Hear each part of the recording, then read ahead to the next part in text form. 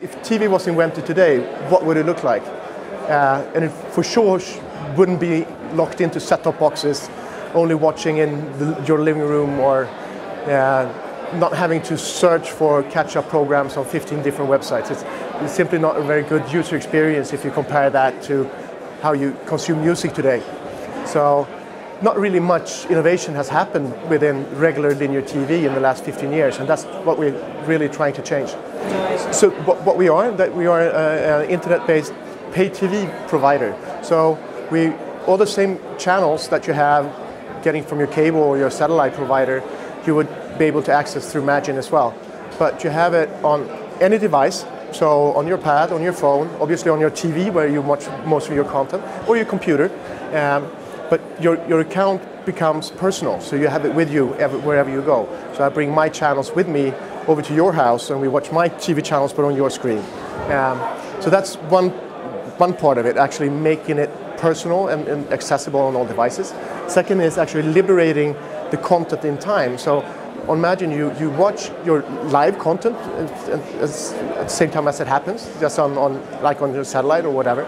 But you can also time shift it, and you can also see all the catch-up in the same interface at the same place. So you get away from the fragmentation of broadcasters or catch-up services having different apps or different websites. So you actually get everything in the same place, and we believe that is a far better user experience, and it also monetizes better for broadcasters. So it's good for everyone. No one has done this before, but our approach, and we have a fantastic content team that has been working in building pay TV providers based on other technologies over the last 15 years. So a very experienced content and broadcaster team. So when we talk to broadcasters, basically they also understand that they need to monetize better in an online world, and that you're starting to see people dropping off from services, cord avoiders, cord cutters, and they simply want to make money out of the content that they have, if they produce it themselves or if they license it from studios. And in our world, they can. We're not disrupting them, we're actually the broadcaster's best friend as well. We're simply disrupting the distribution form. We're not satellite, we're not cable, we're not IPTV, we're just purely over the internet, and paying the broadcasters just like any other pay TV provider would do. So we get very, very good response from broadcasters. It's one of my co-founders, Matthias, who has a long experience and background in VOD.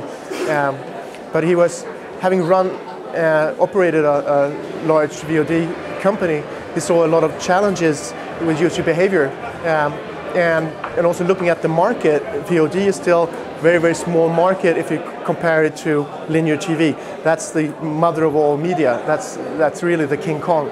That's where all the money is, but still nothing much has happened there. From a technology standpoint, it's very much more difficult to do live TV over the internet than it is to do VOD.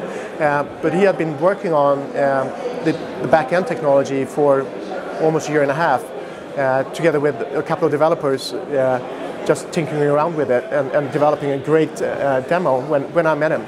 And then we started discussing the implications of what he had actually created, and started making these plans together.